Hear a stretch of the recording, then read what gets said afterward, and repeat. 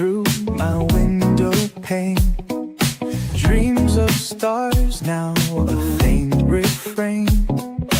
Coffee brews and thoughts collide in this early morning ride. Wake up world, let's start the day. Insight flows in a bright array. Questions dance like morning dew. In this space, it's me and you. Coffee chats with Melissa.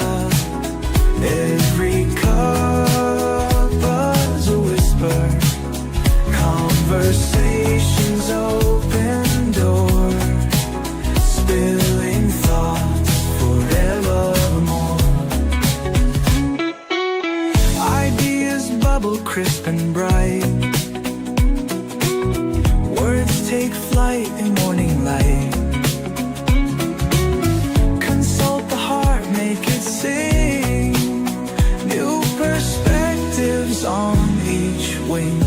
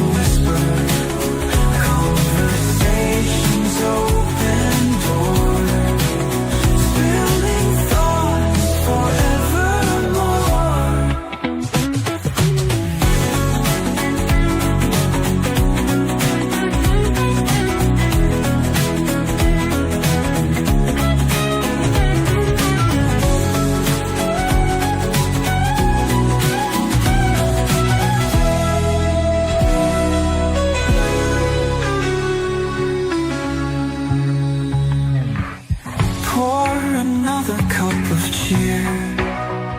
Every thought becomes so clear. From sea tunes and bubbling streams, waking up to brand new dreams. Coffee chats with Melissa. Every cup is a whisper.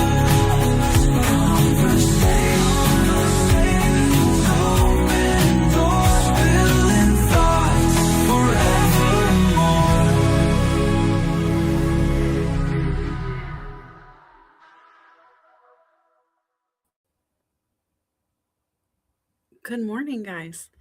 It has been a minute. How have you been? How are you doing? Thanks for coming today. I am Melissa Houston, cultivator of dreams, motivator of human capital, and this is Coffee Chats with Melissa. This show started a few years back after a little bit of a hiatus. I left LinkedIn to deal with the passing of my mother and a longstanding client. And when I came back, I realized, wow, I have a few thousand friends I need to catch up with. And so I did a live event. And back then it was audio, and it was just me and a bunch of friends in something that reminded me of a podcast, one of those where you just get a group chat together, but everybody could engage. You could throw emojis up. It was a great little personal space that became a safe haven for so many. We've covered tons of topics, from loss of loved ones to job changes, layoffs, divorce, other relationship issues, hard-hitting emotions, sales, marketing, why to be on this platform or any platform at all. And so, guys, if you have a topic you want me to cover, please let me know. I'm always open for that. I used to have a ton of guests on my show weekly. I would highlight them, their business, let you get to know them. I'm going to bring that back at some point. But for now, what we've been doing is covering a topic together. I do it weekly on Saturdays, unless I go back on hiatus. And that's kind of what I've done. And so if you're here today, thank you for tuning in. Thank you for coming back. Just to give you a quick update, my dad is doing okay. He has finished his rounds of chemo for now. We're waiting for additional testing to come back, but he says he's doing better and they're managing the pain for him. And so just thank you for the prayers and good vibes that you guys have sent during that time, because it's hard when a parent gets sick, and we got a diagnosis right around Easter. And so since then, it's just been a lot going on for me. Now, if we are just getting to know each other, this is going to be a theme you learn about Melissa. Is I tell people often to slow down, to speed up. When life gets going too fast, if you feel like you're juggling too many things, you don't have to keep performing. You can put the plates down. You can take a deep breath, get some water, take a nap, come back and pick up those plates at any time. I promise you, you're allowed to juggle the rest of your life. At any given moment, the world will let you jump into that chaos, but we don't always get time to take a break. And so thank you for respecting my time away. Thank you for allowing me the grace to leave and come back at will, and still have your support, because it matters. And I appreciate you guys. So if we're just getting to know each other, go over to documentthenact.com. You can read some reviews, testimonials, learn about what I offer. Go to YouTube. Sometimes the platforms that I'm streaming to get a little wonky, and YouTube seems to be the GOAT. You can tell them I said so. It's not sponsored by any means, but just make sure you have more than one way to stream today. Now, getting back in, thank you guys for being here. Let's talk about today's topic.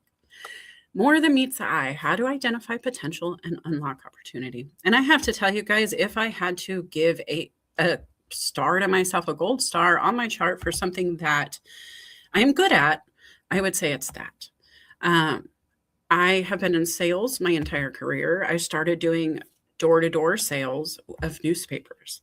And I got to tell you, if you've never been in a sales career, that is the hardest thing ever. You're coming to somebody's house unannounced. You're knocking on the door. You're asking them for permission to share your dream, your concept, your idea, your reason for giving you money.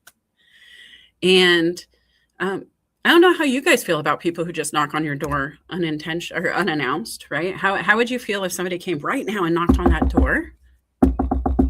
Hello, Avon calling. That was my first job. So I would go around at 13 years old and ask people to buy a newspaper. The ability to accept the no and move forward was a gift I had, right? And it was something that I have to say, I would quietly watch. I would quietly watch the other self first. And this is something that I often do. And so when we get back to the topic, I want you to understand, first, you got to identify it in yourself before you can in others. I really believe that. It's easy to assess other people, but to really genuinely do the work for you, you got to turn it around. Look in the mirror. For me, I like to be quiet until I know what I'm talking about. Once I know what I'm talking about, I don't shut up. I'm going to go for 2 hours straight today, guys. I don't shut up once I know. But that quiet assessment, that quiet, let me take in what's happening around me before I decide to add to the flavor of the room, right? It's almost like a soup. Can I taste it before I add salt or sugar or whatever it is? You never know until you assess. And so when I look at talent, I don't always look for the loud one. I don't always look for the Melissa Houston, not the one who's out there on the forefront leading the chat. And the reason I don't always is because I like to cultivate new talent. I'm fine. I'm doing okay for myself. So it's great Melissa has ideas, but Melissa often, and I'm talking about myself in the third person, will be quiet to give space to others when it matters, right? For example, at some point, I'm going to open up the stage for you guys. You're going to be able to speak and I'll shut up. It'll be great. But what about those people in the room? Can you think of times in your career where you're looking around the meeting room? Just go there visually with me. Close your eyes, flash back. Who was the quiet one who was like the hidden talent in the room? The one who would take really good notes, not really say much in the meeting, but then somehow just execute on the back end. The quiet ones are assessing. The quiet ones are learning. The quiet ones may be lost too. But if they're prepared, if they have good notes, if they're quiet and they show the documentation or the outcomes, that's something to tap into, guys, because they don't need to be the star. Usually those are the supportive people. I see that often when you see a really fantastic CEO, CFO, any of those people who are the forefront, they are the voice, they are the ones running around. They need the quiet one to keep the calendar straight. They need the quiet one to keep them straight. Sometimes they need them to shove them in the car to make sure they get there okay. But they're always prepared for that moment. And so look for those people. They're not always loud.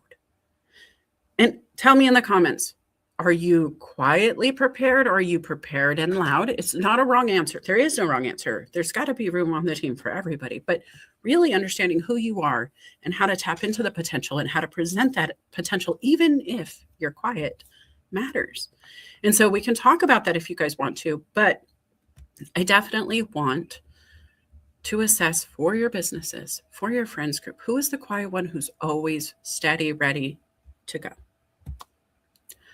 On the opposite end, what about an employee who struggles with confidence but not effort? What if you see them always being the first one to volunteer, always putting their hand up to help?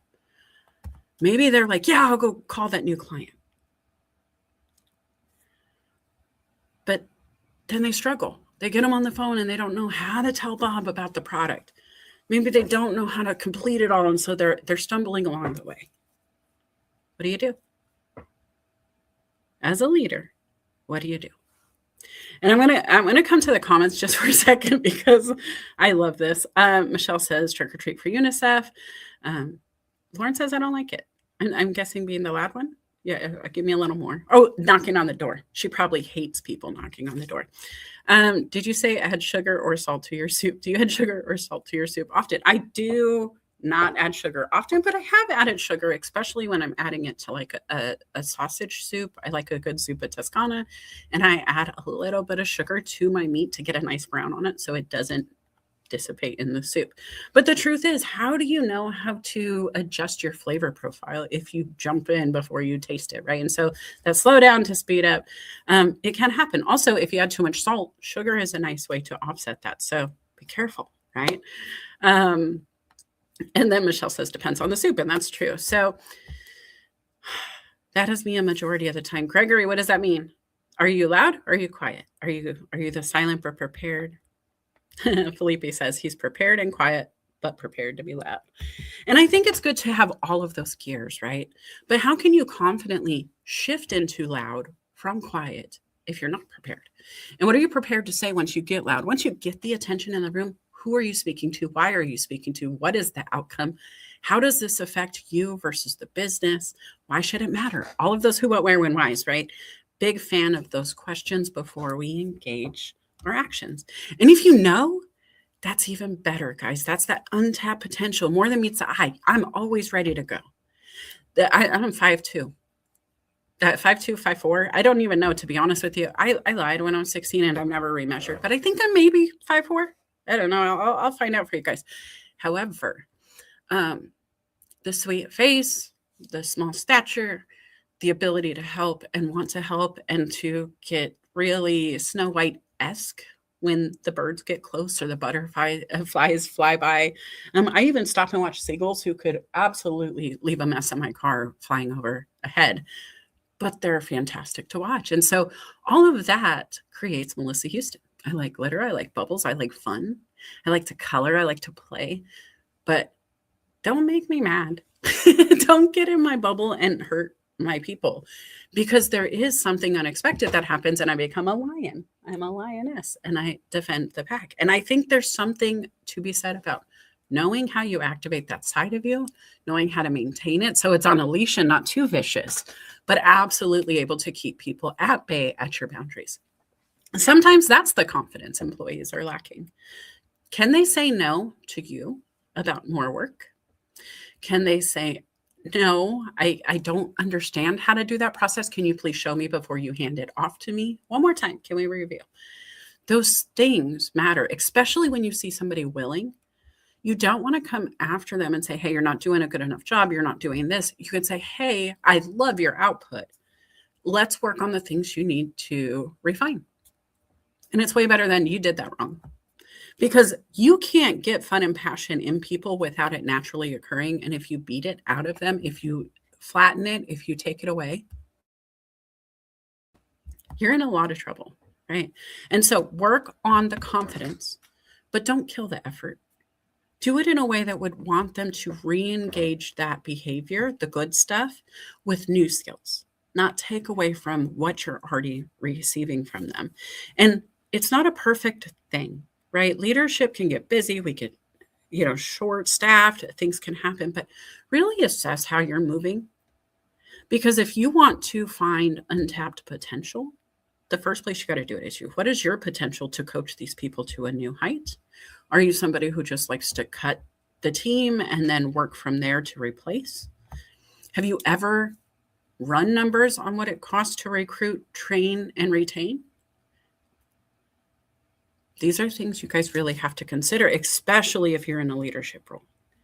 I promise there's not a lot of humans that I have encountered in my life who don't want to do a good job. Very few people came in going, I don't care. I don't care. I don't want to do it. I don't care. I've never seen that successfully maintain its presence in one of my facilities that I've been in charge of. Because if the effort's not there, but the confidence is, we're in a lot of trouble, because that's a dangerous combo. But I would absolutely invest in the employee who struggles with the confidence, but not the effort.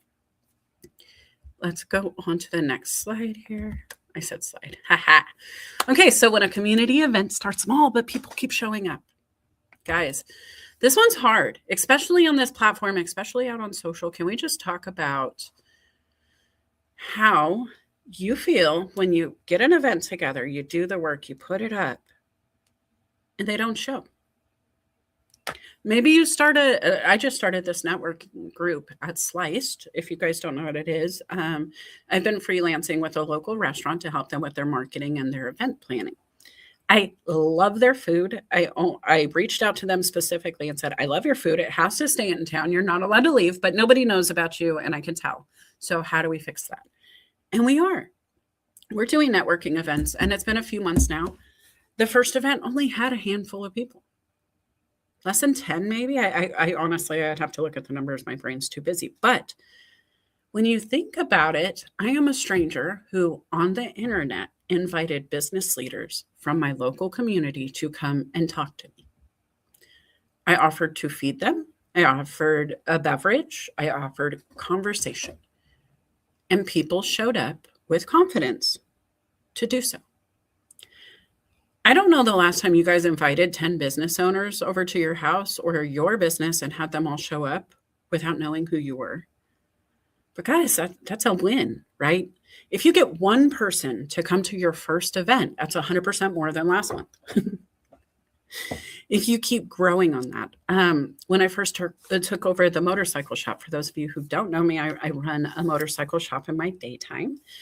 I love that business. It is nothing but fun and passion. It's a customized, very niche industry that you get to fit a person in their style, their brand, their desire, their look. You're really playing dress up to some extent. No disrespect intended at all, but you get to give them the look they've been dreaming of their whole life when they thought motorcycle, while keeping them safe, while getting to know the community, while getting to have fun, while getting to dance and laugh and sing and go outside and hear it go vroom, vroom, vroom. And I get paid to do that. Right? What was cool about this was they do community events, the business I work for, once a month. 173 stores nationwide are throwing a party. Free food, free games, free prizes. First event that I hosted as the manager, very first month I worked there, we had 14 guests. At my last highest summer event, it was 125. That was huge for us. That was an 800% increase in events over time. Usually summer starts smaller, guys, right? You'll get 50 or so bikes. By the end of summer, we were at 125. This summer, we kicked off at 90 bikes to start. We did year-round events, but everybody thought, oh, nope, it doesn't really kick off in Washington to ride until May. And we still had 90 people at the beginning. I'm hoping for 300. I'm pushing for 300. We're marketing for 300. But it only happened because we kept doing the work. We didn't fret over the 14 people who showed up. We celebrated 14 people. We took 2 hours to engage 14 people. We took 2 hours to talk about bikes of 14 people and take pictures of those 14 bikes and post them to the internet. And we kept growing. The fact that when we host these events, it helps my bottom line. It's funny to think that a business would create business and it would help profits, but it really does, right? And so thinking about the ROI, thinking about the time invested, thinking about the reason we do what we do, I can tell you going from 14 bikes at an event to an average of 100 or so now and growing, it's a cool thing to talk about. But the coolest thing for me is how when they show up, they know me by first name. I know them by first name. Half of them have nicknames I gave them. Many of them say, "Hey, mom, I'm shop mom. I have hundreds of kids I didn't even mean to adopt. I am so grateful I don't have to pay for their very expensive habits." But to have that kind of community, the kind that builds on itself, the kind that grows, the kind that I see here on LinkedIn, everybody in the comments, guys, I met you here. I met you because of a coffee chat. I met you because of the event that maybe you hosted and I showed up to because you had come to my event, and so I found you. When it's well done, people invite others. How many people have you invited to one of my shows because you got something out of it? Or how many friends have you introduced me to because you thought they needed to know Melissa? And vice versa, right? A community event starts with community. What are you doing to build it? How do you build it within your organization? How do you get a team who has to work together 5 days a week to volunteer on a Saturday to go clean up the I don't know, highway, freeway for free? You build something together that you agree on, you align on, you're impassioned about, something that you can keep building from, right? And I see this in the comments, guys, like Aaron Gibson. Thank you so much for my opening song. He builds a community. He has a show. You catch him on Fridays. Lauren also has a show, right? She has built a community. I've watched her grow on this platform, and I am so freaking proud of her because her follower count is huge, and that community shows up. If she can't, her network can is her tagline, and I am so glad I will never leave her profile because that is the truth about her. Can you adapt for everyone? I'm going to address the question too. Or do you only have one style? You have to be a little bit of everything in sales, guys. You can be one style person, and that could be your niche. Richard Simmons, for example, comes to mind. I don't think Richard Simmons ever adapted his marketing, behavior, presentation style. You got 80s, you got energy, you got sparkly, you got big hair. And you know what? They loved him. Now, if you ever met Richard privately or watched him privately, he also could meet people in a quiet space, meet them where they were, have that conversation. And so I think you do need to adapt. You can't always be yelling with the microphone. You can't always, as a cheerleader, you can rah, rah, rah, rah, rah. But if I come to meet you and you're shaking your pom-poms in my face and don't stop the cheer, what was the point of the cheer? If we're not cheering to then engage with the humans when they come, so you got to think about it, guys. I love that question. Jason, welcome. Oh no, Felipe, LinkedIn froze up. That stinks. Yeah, Jason, I love this community event too, guys. I found out I have a love of catering. I grew up in a very big family. Community events just being part of my family.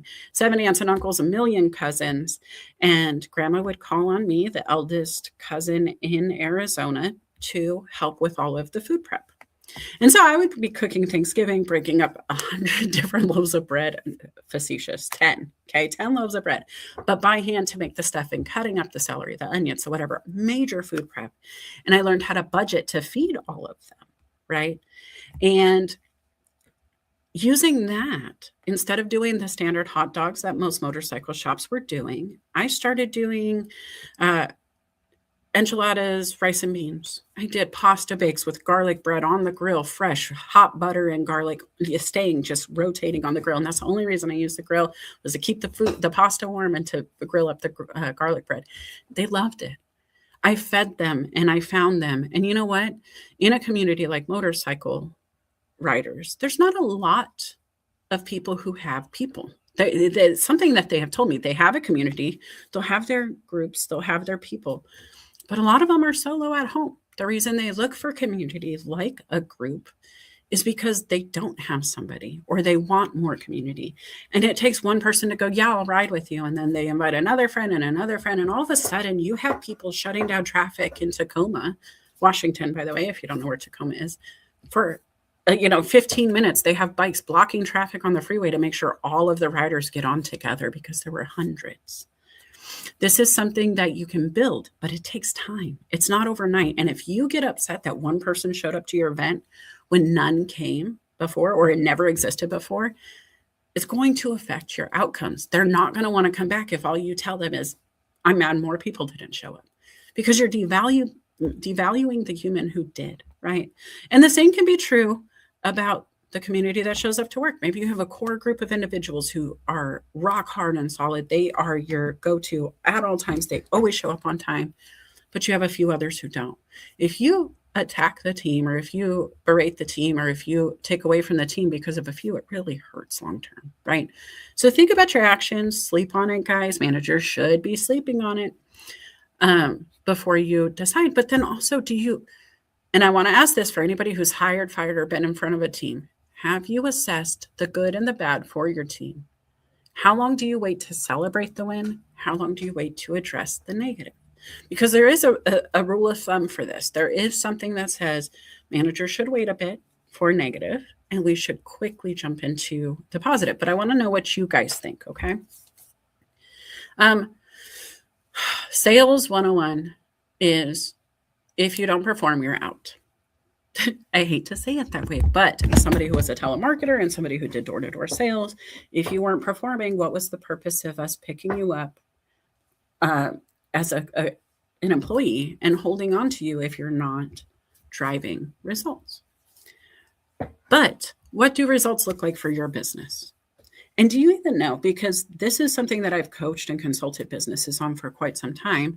And even now in my day job, I use the same mindset to coach my team. When somebody starts, they're going to suck. No offense to them. I know that's a little brash, but they are. They're not going to be good at it. They have no idea what they're doing. They may know how to sell, but they don't know your product. They may know your product, but they don't know your tech stack. They may know your tech stack, but they don't know how to use the outside line yet. They may not have credentials to get into their emails, or, insert here. You guys know. You can tell me right now what you've dealt with if you know the numbers are average. But what does that average number time frame look like in your business? How long do they get to settle in, learn the things, start figuring it out? And how do you measure success when there are no sales yet? You have to watch the behaviors. And guys, this is something that is not instant. You can have a conversation with an employee about their outcomes. You can have a conversation about their output. You can have a conversation about a lot. But if you don't also figure out why they're struggling to begin with, you're going to be in trouble. And so if you can monitor the actions, maybe they weren't making enough phone calls a day to get the outcomes they needed. So then you see them doubling the number of attempts. That's an improvement of behavior. It hasn't created outcomes yet, but at least we're doubling our effort. Doubled effort is huge, right? What if you doubled your effort and your boss didn't give you credit for that? Could you imagine? What if you doubled the amount of field you planted this season, but nobody thinks you're valuable because it's not harvest time yet?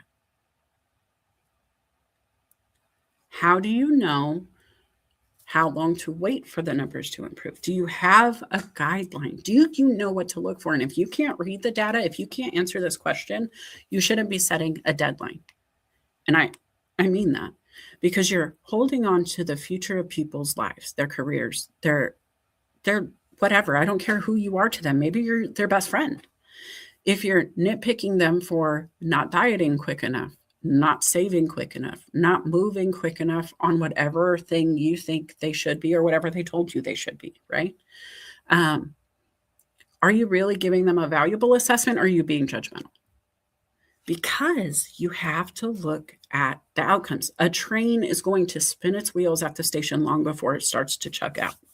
It's not even going to get to full potential for a while, right?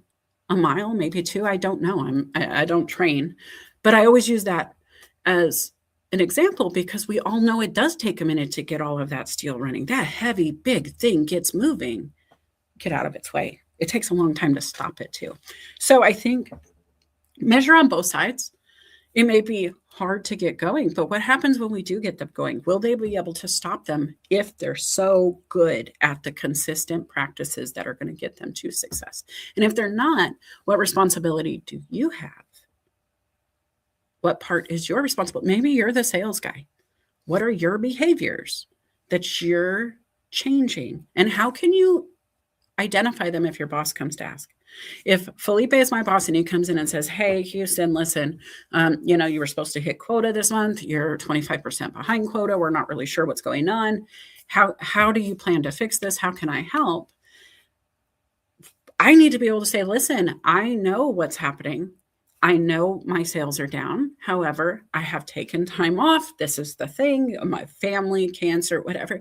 Not excuses. These are explanations of where my efforts, focus, and time have been instead. It's been displaced for something more important to me at the time. Now, does that mean I wasn't putting in effort at work? No. And if I say, "Hey, it wasn't as important as my dad's chemo," that's going to probably not sit well with my boss, right? But if I say, "Hey, listen, I understand. I've been giving 100% effort. I really have. My mind maybe hasn't been as sharp as it usually is, but I know where I've been lacking. I have some rest time planned. I'm going to come back rejuvenated so I'm not as scatterbrained because I feel like it's just been really hard to focus lately with everything that's been going on. But thank you so much for bringing it to me. I agree. I know I see it too." Right? Maybe Felipe comes and says, "Melissa, you've been doing 50 calls a day, and this week, all of a sudden, you're at 0. You're fired." What happens if I tell Felipe, "Well, you guys disconnected my phone line. Something happened at the phone company, and we accidentally shut off my phone line, and I'm waiting for the service call. I got fired because the service guy didn't come." So make sure that you're looking at performance, you're looking at the behaviors, you're looking at the reasons, and you're being a human. Right? Because if you're asking people to push beyond what they can, if you have a top performer that's not top performing anymore and they're struggling and you know them and they've done a great job for you and all of a sudden now they're not, and you're just going to punish them for already struggling without knowing why, I think you're going to be in trouble. And so just watch that, right? There's so much opportunity to build community, to re-engage that relationship, to refocus that human on something they can control if you're willing to listen. Because truthfully, that is something that I had to say to myself when coming back is, yes, you have a lot going on. Yes, even my day job during the holidays, like the one that just passed, they will rearrange my schedule. I don't get a choice. It's mandatory. Managers have to do it. It is the one downside of my job is that I suddenly lose control of my schedule. And they don't always give us the greatest warning. And no offense to my management, but we really didn't have a lot of warning this time. It was based on, if you were here last year, you should have remembered. I didn't. I'll be honest. So I had to take time to reset my schedule, reassess my life, kind of fit in everything else I've already done. And as a coach, I utilize my time off for coaching. And so when I have to reschedule my life, I have to reschedule everything. And it does change things. I don't do outbound marketing when I'm overwhelmed with my day job. I put my plates down. I don't add more plates. I don't start throwing the marketing plates around because it creates inbound leads. And that's a great thing unless you don't want the work, right? Same thing with your team. If you're in sales, if you're in product management of any kind, you have something you deliver to a customer for pay, watch your team's bandwidth.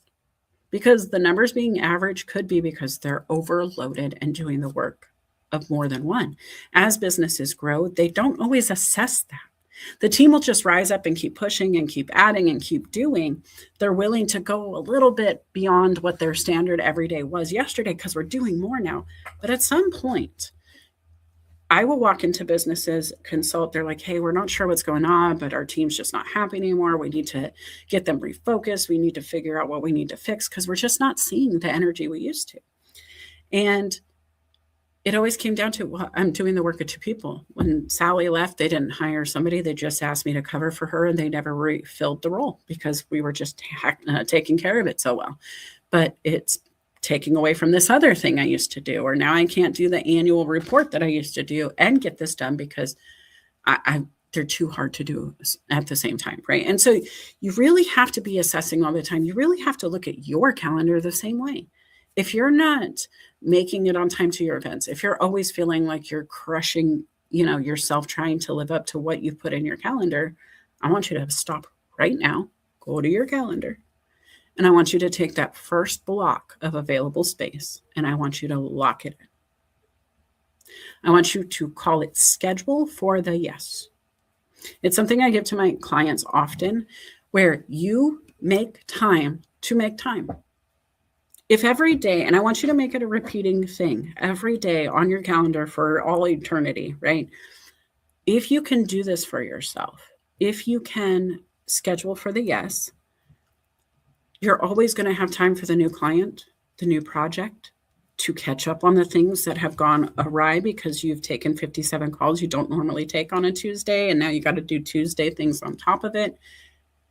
That extra bit of time, that grace, that space you're going to give yourself to do these things, right? Because a lot of leadership might be listening going, yeah, okay, but when?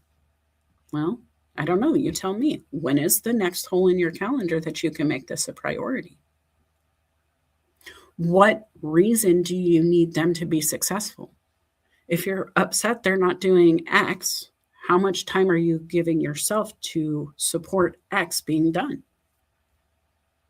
If I want my team member to serve a customer, sit with them, consult them, size them, fit them, demonstrate the products, do all of the 7 steps of selling that we have to make sure that our customers get what they need the right way the first time, then I need to protect that time for them to do so, right?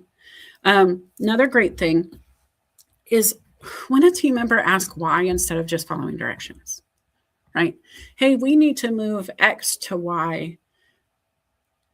I don't want to just hear, okay, I would love for them to ask, what does that do for Z? Or what is the purpose of this? Why are we changing it again? Not because they don't want to do it. And this is a lot of leadership when they just have a question, a follow-up, you get frustrated. You're like, why are you asking? Can you just knock it out? But the truth is, guys, if you get frustrated at that question, you're never going to build a leader. The leadership behind you is going to struggle at all times, because if you want somebody to learn a task, do a task, be successful at the task without your help, you do need those people who need to understand the why. Sam is an assistant manager that I had trained. She started as a sales associate, very young professional. She came in, and every time I asked her to do something, she's like, okay, what does that do? What is this about? How does that affect this? And I'll be honest, it took me a second to breathe every time she did it, because my brain's doing 50 million other things, and it doesn't really always have space for other people to use my brain. And I do warn my team, hey, little ADD over here, so I might have 57 conversations happening in my brain. If you add more, it might take a second for me to come back to you after I close off these over here.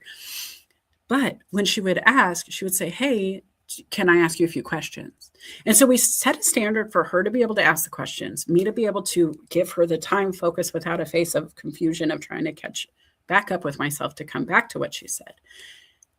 And what happened is when she learned what I wanted, why I wanted it, if she couldn't give A to me, she could come up with solution B. She's like, hey, we don't have, I don't know, I'm going to give something super silly. Maybe you need 20s to break 100 in your cash drawer, in your register, and we run out of 20s. If she knows that all she has to do is make change for 100, she can move down to the 10s and adjust for that. Does that make sense, guys? Do you understand where I'm going? If somebody says, why do we need to put this here instead of there? And you can tell them, because we need 6 feet of space for this walkway entrance. The next time they go to set something up in that space, they're going to know to watch for 6 feet, and you won't have to adjust later. Instead of giving commands, you're teaching them to command the situation.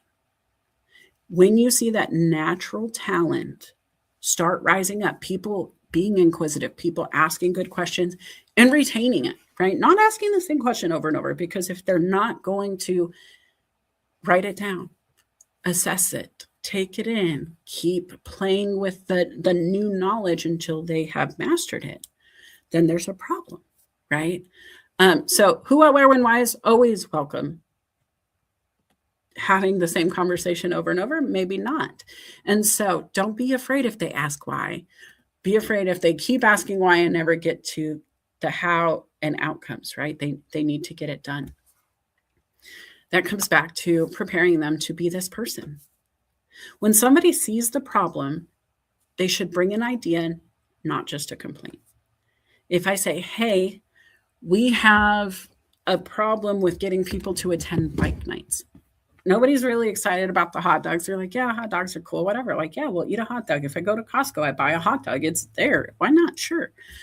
But how often do you guys absolutely go out of your way to cook a hot dog? Right? So when I was trying to figure out how do I get people in here, what is it that I would go out of my way to find, to eat, to do, whatever it is. And I thought, man, I always go for Mexican food. I will drive an extra mile or two if I get unlimited chips and salsa, or if I have some fantastic rice and beans, right? I assessed what could be one of my issues. I knew marketing was a problem. We weren't doing word of mouth. So when I come back and I say, hey, boss man, I really want to grow my thing. What are you thinking? He goes, feed your people, give them a good time. This is what I know is successful. And I'm like, great. So I started to use my very tiny budget for food to cook from scratch, something I would go out of my way to eat. It became a thing where they would call the store, and still do, and we'll say, what's the menu tonight?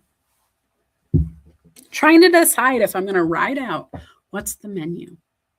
I have created a space where they want to know what I'm cooking, and that brings them in.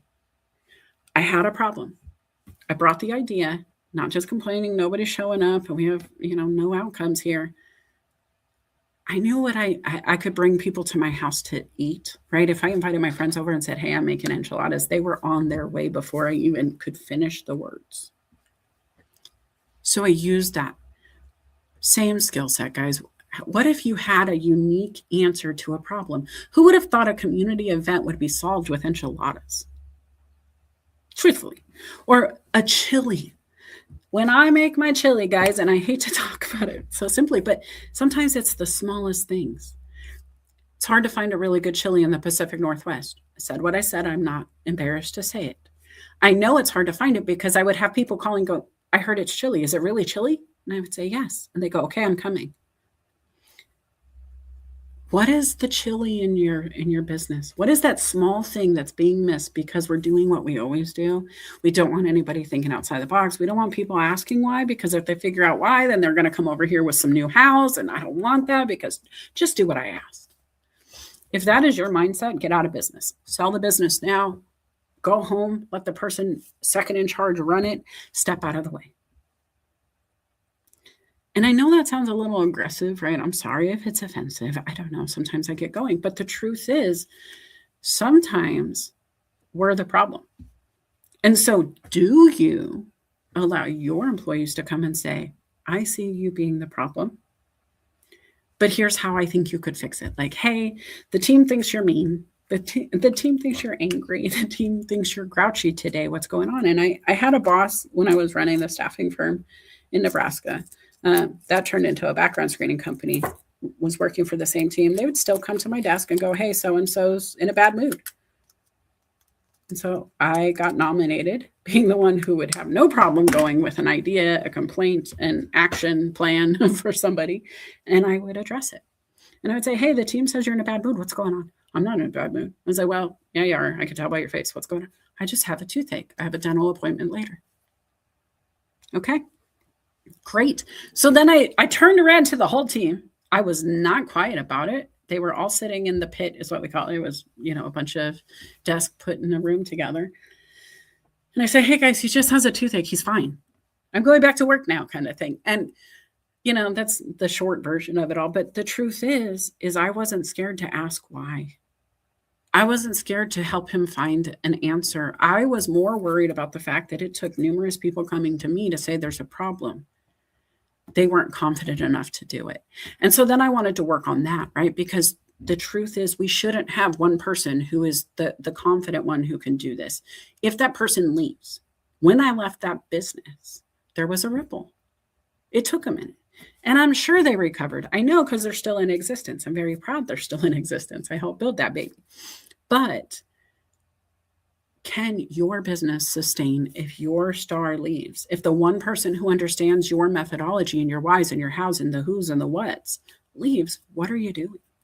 And are you teaching your team to see a problem, find a solution, and bring both to you to let you know about it? Because if you can do that, guys, you could do it with your kids, you can do it with your family, you guys, any relationship you have, if you can identify the problem, address it, write it down, and then assess how that changes things for you guys, you can really get the work started. But without it, if you're not willing, if it's not something that you can do all of the steps where, you can really fall short and you can hurt yourself, hurt your team, hurt your outcomes, really have a negative effect on your entire life. And I know because I've seen it. I'm a life coach. I have helped people bring those problems to fruition, to light, to really like blow it out. Either let's set it on fire or rebuild. And the truth is, sometimes you burn the bridge with your employer because they're just not the employer for you. Sometimes they're abusive in some way. Sometimes they're aggressive. Sometimes they're withholding funds or taking commissions when it was well-deserved, well-earned. I don't like that side of sales. I have seen people cut that were really good people. It was just a bad quarter. And I think there's value in watching for more than one quarter, more than one season, more than one thing, especially if you're having those conversations and really using emotional intelligence and employee development and keeping a mind on not just the investment from a financial standpoint, but this is a human in front of you. This is somebody you're going to be part of their story for the rest of their life. And when I look at my teams that I have led, the thing I want them to remember is they can tell me anything. I may laugh, I may cry, I may raise an eyebrow, but I want them to know that they can tell me. It's not judgment. I will assess the situation with them. I might giggle and go, well, that was silly. But I want them to feel comfortable knowing that I'm still in ear. I want them to know that I'll help them solution find, right? But I also want them to know that we are not negotiating on outcomes in my store. You don't have to be perfect, but you have to perfect at all times. Write that down. You don't have to be perfect, but you have to perfect at all times. And so if you have a complaint, if you have a problem, try to bring the solution for yourself. If you say, hey, I'm not feeling good, but you can't express to somebody what you need, how are they supposed to help? Unless that's their job, right? That's what a good coach can do. That's what a therapist can do. A doctor, if your body's not doing some things, friends, family, have a support system.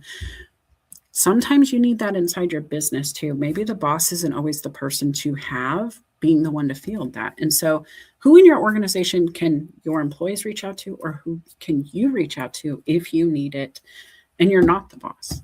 Do you know, did your boss or your business create something for you to reach out, or some safe place? Because guys, remember when you were a kid and they said, find a trusted adult. If mom and dad aren't there, here's your trusted adults. We should still have that conversation as adults inside our organizations. Who's their trusted adult? Who's their trusted go-to when something's not right and they want to resolve it? If they don't know that, you're going to allow them to hide the problems, ignore the problems, not address the problems because they don't have a clear path to do so. And that is a problem. Are you guys still with me? I feel like I'm going off on a tangent here. Let me know, are you getting anything out of this? What are you hearing from me today? How is this impacting you at all? When somebody has lived through hard things and still shows up with hope, I have to say this is one of my favorite skill sets to see harnessed. Sometimes it's naturally occurring. Sometimes you have to work really hard to get this to work for you. But it comes back to the quote that I have lived by since I was 16, wrote it down. I was very suicidal on the side of the road, guys. And I just didn't know what was going to come next. I just didn't. My childhood was different. On my profile, you can go read the featured post. It's still up there, kind of summarizes some of the bullet points. But the truth is, I was done. And I was just sitting on the busy side of the street, Mesa, Arizona, Main Street. I can smell it. And I wrote down, victory and victim both start out the same. It's up to you how it ends. And I still believe That is the premise in which all success lies, is where your mindset is. How you can take that moment and decide where it's going to put you next. Does that make sense, guys? When you have the mindset of victory and victim, both start out the same. You can look at it, VICT. And that's what I wrote first. I really just VICT, and I sat there because I was going to write victim. And I paused, and I had to really think about what my final story was going to be, right? Because in that moment, I could have written a goodbye note. In that moment, I could have drawn a little doodle. In that moment, I could have put the pen and paper down and left nothing behind. But I paused and I assessed, and I really thought about what I wanted to say to myself and to the world, and what is that thing? And what I ended up doing is not being able to write victim first, because if I was going to leave the world, I didn't want to leave as a victim. I still have that mindset. I don't want to do that. I'm going to face some of the hardest things ever in life. I'm going to see death. I'm going to have loss. I'm going to see illness happen. I have. I'm hoping I don't see much more of it in the future, but I will. Likely, right? Because I'm human and I'm growing older, and my friends are growing older, and we don't get better with age as much as they say we do, guys. At some point, that goes the other direction. My hips are warning me already.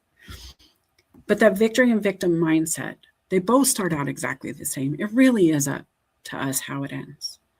And are we going to allow the situation to take us down and out and remove a piece of us? Or are we going to allow it to reinforce something that's inside of us, to reinforce our skill set, our mindset, our confidence, our ability to overcome, or at least remove the things that don't work for us, that make us feel like a victim in our life? It's a choice. And when you remove the things that make you feel like a victim, you are standing in victory automatically, in my opinion, right? Because you're changing your life. You're mastering what you want to control. And so how can your team, capture this inside the organization? How can you bring this into your next team huddle or group and ask them how to turn it from a victim mindset into victory? How do we take this loss and turn it into a win? What does that win look like? Do we even know? Right? Making sure you're asking the right questions is really important, not just to yourself, but to others. And then listening to how they respond. If you ask your team how you're doing and you start to get upset when the responses are coming out, it's going to hurt your outcomes in the future. They're not going to be as transparent. They're not going to be as willing to do the things if you're not as appreciative as they were hoping for, right? And I'm assuming, but it's based on previous experiences and paid consulting gigs to come in and fix the problems.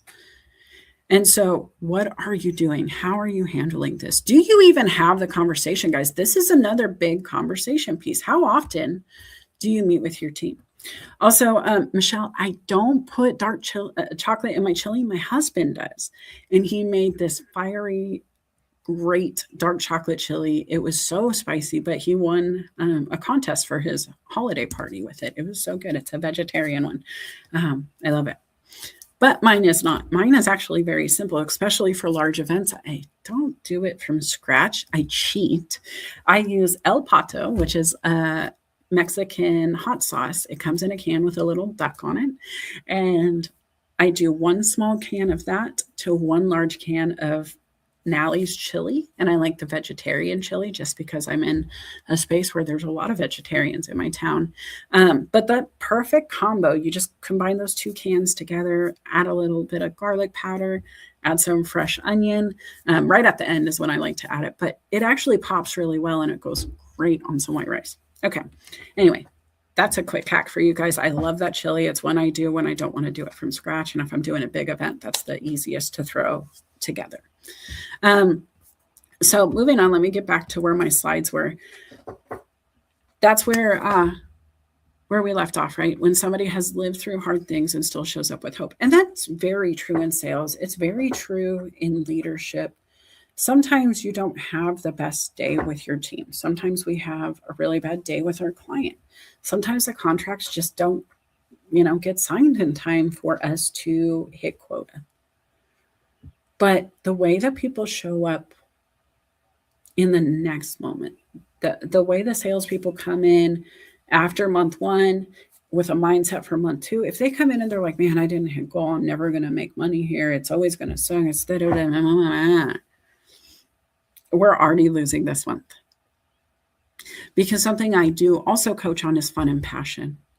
Those are the two things that sell anything. If you run your budget right now, those are the two things you spent money on this month beyond your required bills.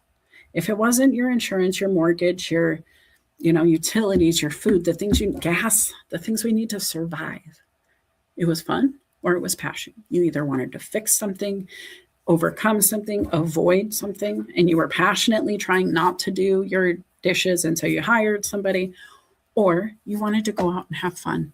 You needed a break. You wanted to go out to eat. You wanted to go watch a movie. You wanted to play in some way with your family, your friends, or what have you. If you can still have that fire, that passion, that fun in your eye, even after a loss, come in and going, yeah, yesterday sucked, but today's going to be so good. It is a game-changing mindset. 100%. You bring that to my team, you're going to go far. Most of you know Sam, my assistant manager. I talk about her all the time because she was a young professional when I met her, and she hadn't had a lot of experience before she met me. I taught her what to look for. I taught her to think about the whys and not the hows, because she would ask the good questions, right? She is the one who started the questions. I would have got there, but she jumped first, and I want to give her credit for that. She didn't do the self-doubt. She shut off her imposter syndrome. She shut off her fear, and she just went in full throttle knowing, I know you need this gear. I know you need me to tell you about all of the value and savings I can offer you. I know you need to listen to me when I tell you this is going to do X for you.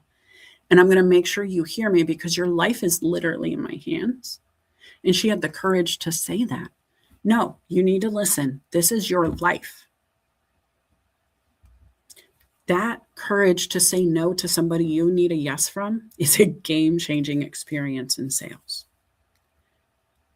How many people, though, can you set a boundary with to say no? Have the courage to say no and still be okay.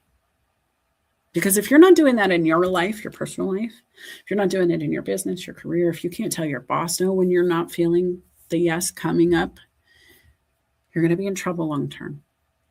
If you can't tell people, hey, I would love to do that thing, but I have never even heard of that technology. Can you tell me what it does and what I'm supposed to do with it? I need to do what with that app? Take away the imposter syndrome. It only comes when you're pretending to be something you're not, right? Don't pretend. Tell them, I am not yet trained in that skill. Can you please show me so I can execute what you're asking? Have the courage to say, I'm not sure yet. Saying I don't know is fine when you say yet behind it, because that yet is such a powerful word. It's like, yeah, I'm not there, but I'm coming. I don't know, but I will. When somebody's willing to take that radical ownership and accountability and just be transparent, there's so much respect that comes behind that. And then if you can do that in a room where others maybe aren't able to do that, you might set a new standard. You might motivate other people to have that same ripple. That's kind of what Coffee Chats is about. If you're just joining us right now, guys, we're at the top of the hour. It is Coffee Chats with Melissa. We do this Saturdays on LinkedIn, YouTube, and Facebook. You can definitely go find out more about me at documentthatAct.com, and please follow me. If you're not following on YouTube, you can go ahead and scan that QR code and get right over there. I'm going to leave it up for just a minute. But guys, if you want to join the conversation today, you're welcome to message me. I will send you the link to join. I would love to talk to you about this. How do you spot potential? Do you know where the potential lies? and the opportunity to grow. Are you willing to seize the opportunities to say no when you mean no, to say yes when you mean yes, to say hell yes when you mean hell yes, to take that fun, energy, and passion and put it into growth? Put it into the business you're working for, with, own, whatever it is. Because the truth is, I only want to work with people who want to have that radical accountability of making this business the best thing it can be for our community. And that's something I drive, right? I think the reason it really has gone from 14 bikes at the first event to 90 at the last and 125 at our biggest is the radical accountability of the team telling people, you should be here. You are welcome. You are wanted. We care about you more than this sale. We want to feed you. We want to give you games. We want to give you prizes. Here's a calendar. When they say, hey, I work on Tuesdays, we remind them you have months to plan a PTO day. You can tell your boss you're not available because you have something scheduled 3 months from now. Just explaining to them, we want them there so bad that their no doesn't have to stay a no. They can say yes. And having somebody feel that wanted, that we start offering a solution to their problem, right?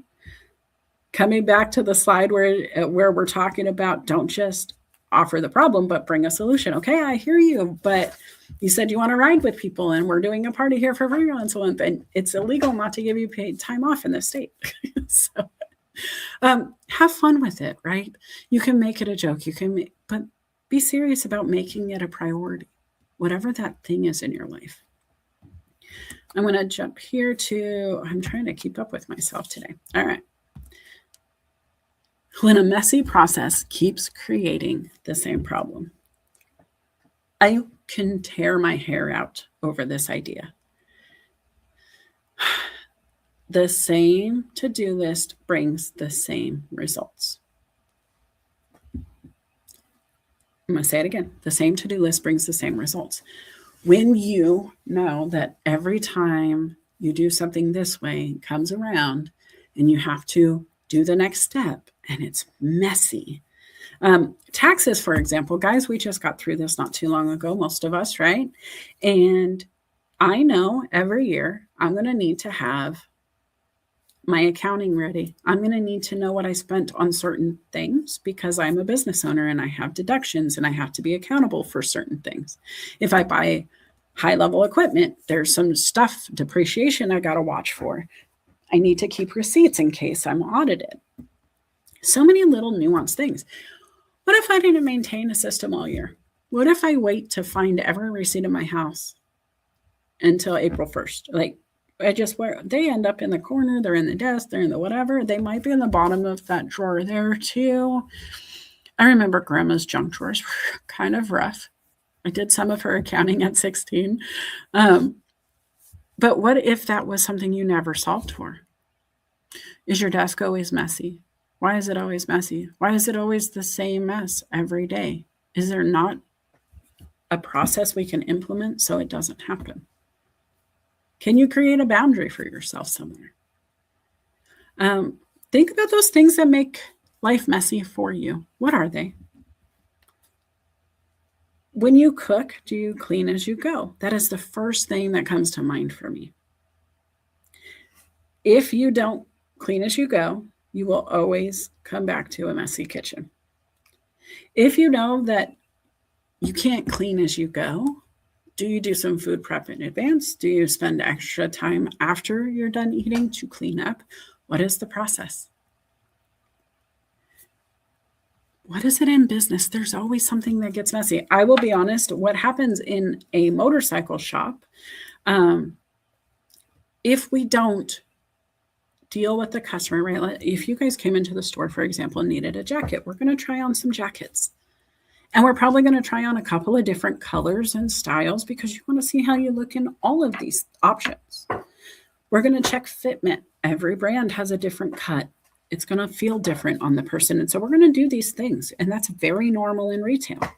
However, if you don't hang the jacket up after the customer takes it off, if you don't zip it up immediately and put it back where it belongs, 10 jackets in, you have a pile, you have a mess, you have chaos. So then you're serving your customer. And I've seen this, right? Especially with newer employees. They'll do this and they'll try to just keep up with the customer, and the customer's setting the speed of the transaction, and they're going faster than the person can zip it up. And so then there's this huge mess in the corner that they were just standing in. They go to the register with the one jacket, and then they have another customer who needs their attention, and another and another. And then 20 minutes later, I look around and it looks like jackets have exploded all over the store, right? That's a bad process, because if we never stop the customer line to get to look around, the customers are looking at an exploded store while they're trying to shop.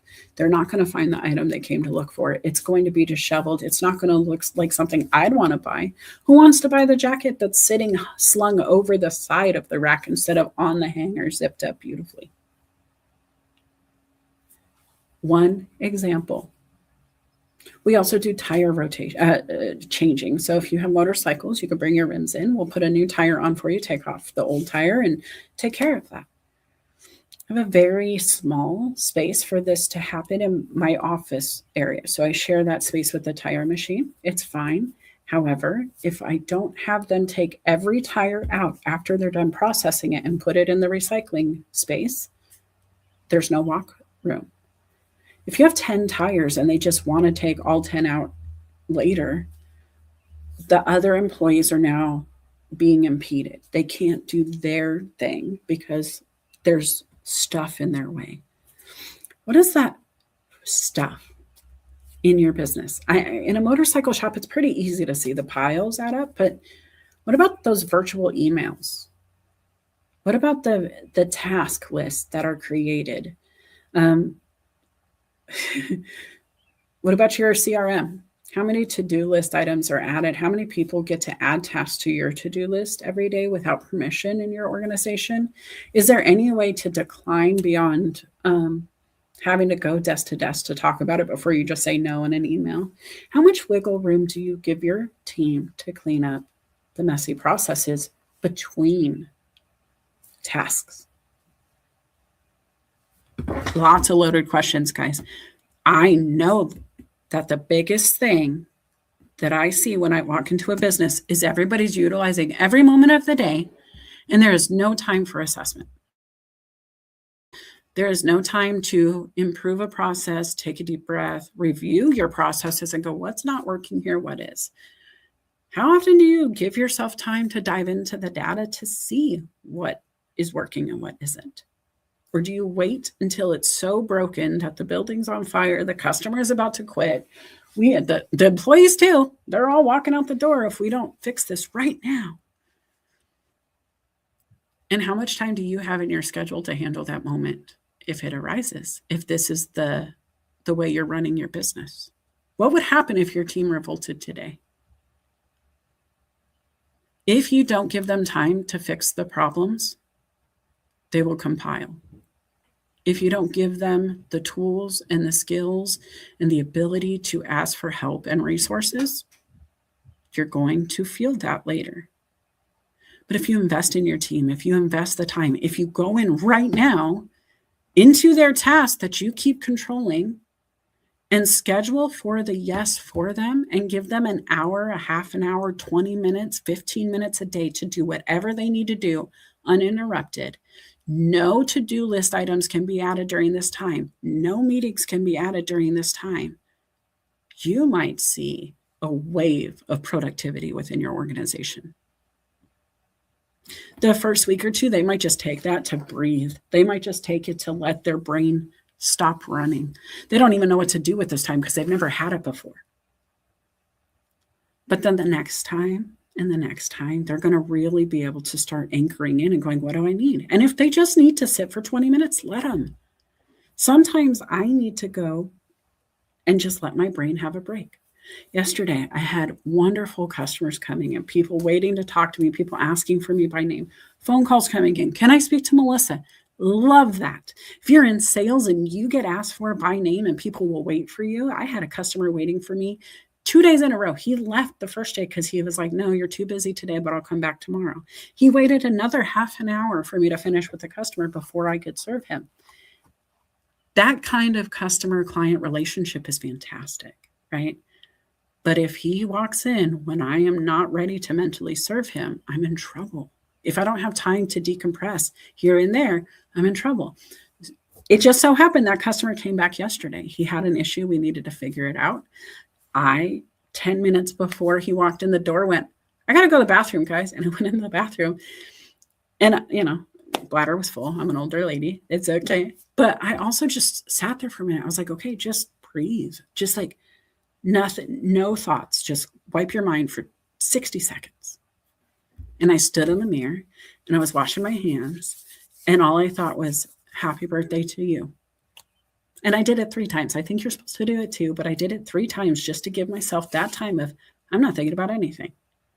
I'm just washing my hands, being in the moment, feeling myself massaging my hands together.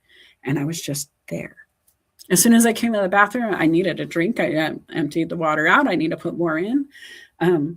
But to my left, I saw him standing there and I was like, oh, I'm not too busy right now. Let me make him the priority, right? Because he waited so many times. So I jump out. How can I help? What's going on? We take care of it. And he said, thank you for immediately stopping what you were doing to come see me. He is always willing to wait, but he also was super excited that when he didn't have to, I didn't make him. Does that make sense, guys?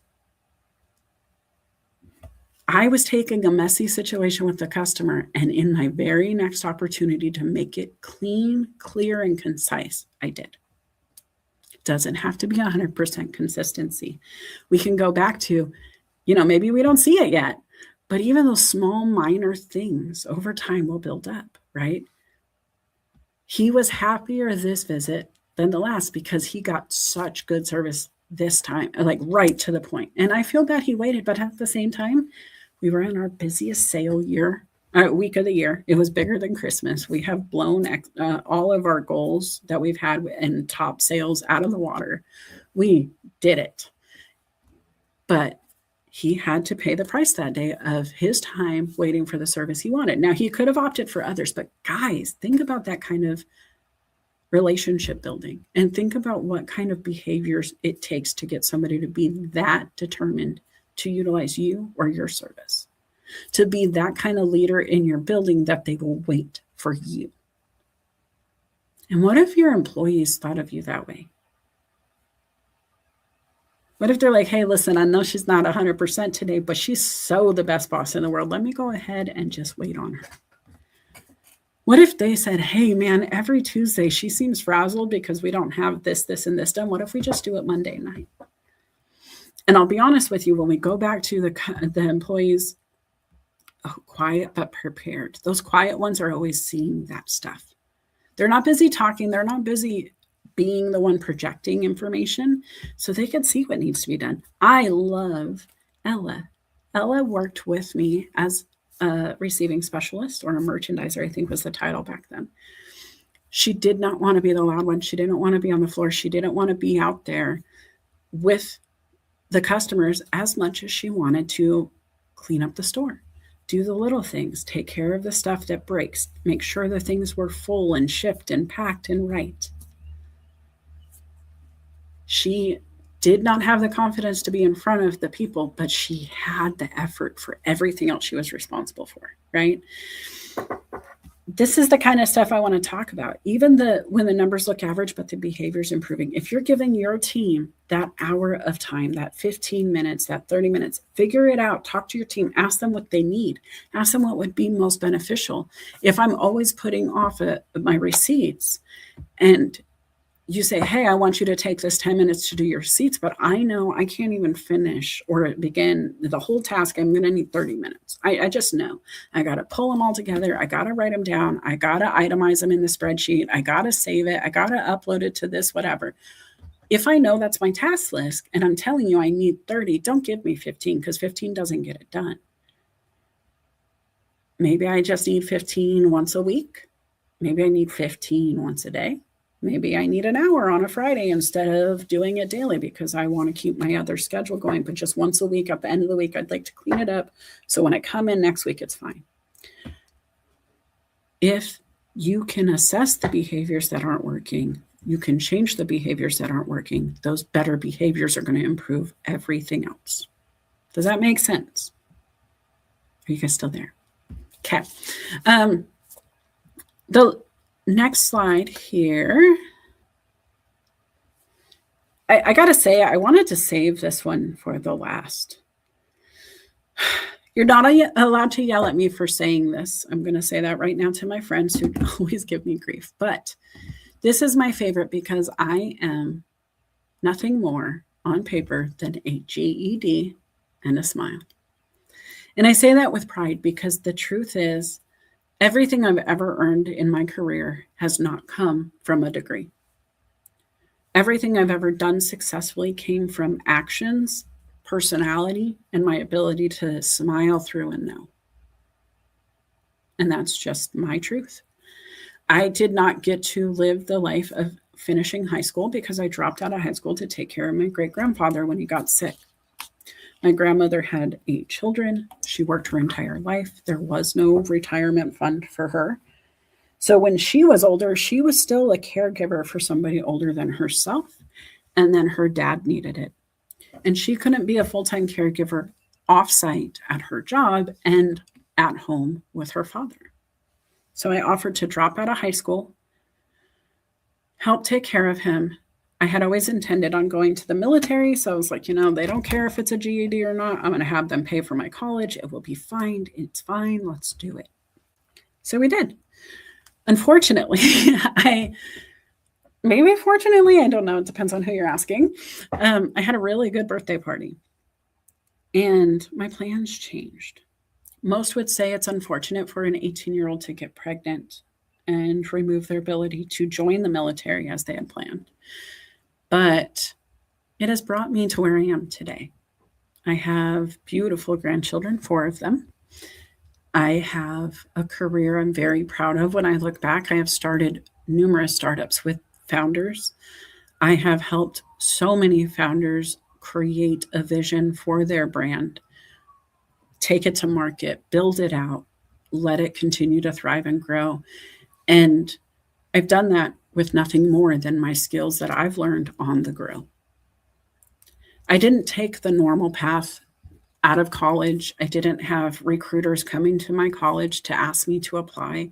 I didn't have anybody at my dad's work who I could ask to hire me or give me an internship. My mother had been a waitress and then was on disability and was even homeless and a drug addict when I was growing up. My resources were limited.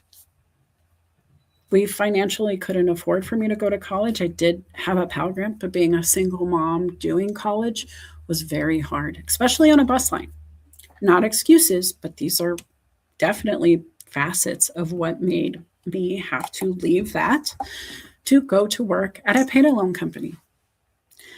And I loved the job. It was very much a banking style role. I did loans and I was doing check cashing and I was doing fraud assessment and alerts and all of that stuff. During that time, I felt great. I had given up government funding. I had stepped away from housing and food stamps and all of those systems. I actually broke up with them without even saying goodbye. I was kind of bad in that way, I'll be honest. I didn't even say goodbye to the apartment complex when I left. I was paying $12 a month at a 1,087 square foot apartment, 2-bedroom, 2-bath. It was beautiful.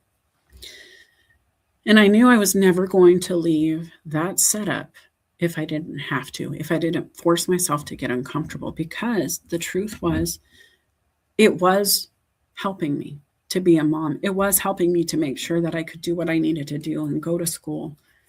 But it wasn't, because I couldn't afford a car. I couldn't afford car insurance. I couldn't even afford utilities sometimes. And I had to have family come help and put prepaid utility stuff together.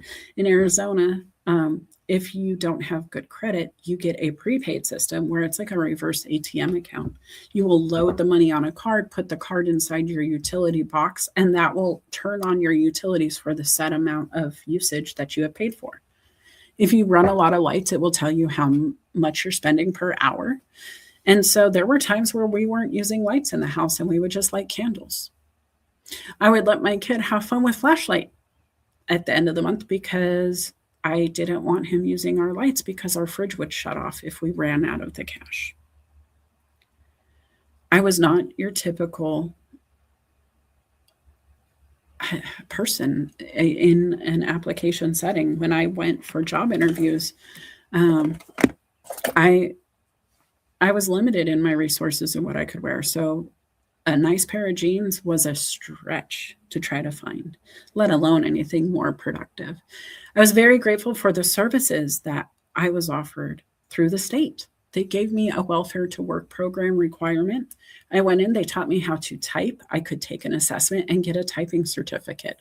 I was typing 35 words a minute, and I was so proud of that in 2000. I was able to do Word and Excel and get a basic skills assessment test. We do this now on LinkedIn, guys. And if you're not, you should, especially if you're trying to, grow from where you are today. These are the skills I used in 2000. It's the same skill set that we're doing now. It's the same plan and methodology. It's just a little bit different technology. I used the Welfare to Work program, and they bought me 2 outfits. I got a voucher to go to Walmart, and I was allowed to have 1 pair of shoes, 2 shirts, and 1 pair of pants or a skirt. I'll never forget it because that's all I wore to work for my first 2 weeks. 2 shirts, 1 pair of pants. I did what I had to do. It was not the usual path. Eventually, somebody gave me a gift card for Goodwill, and then I fell in love with the thought of using that space to bolster my wardrobe. To be honest, they're the nicest dresses you can find as grandmas, right? From the 50s. They were made differently back then. They've held up all of this time. I want those dresses, and that's the perfect place to find them. But imagine you're overlooking somebody because of their shoes. Imagine if my boss would have let me go because I only had 2 shirts to wear and 1 pair of slacks and 1 pair of shoes for the first 2 weeks I worked there. What if they're a little bit loud? What if they're not as refined? When I first, if you guys think I'm a little extra now, imagine me at 16 from the lifestyle I was coming from. It wasn't always 100% the best presentation of my behavior. I didn't always know how to be polite. My great-grandmother tried to instill quite a few skill sets in me, but I got to be honest, guys, I was rough around the edges. I still feel that way sometimes. There is some refinement I feel I lacked because I didn't take the traditional method.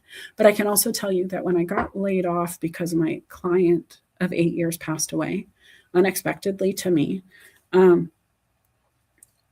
I was capable of making a phone call and having another business idea, not just started and implemented, but accepted and funded within 7 days.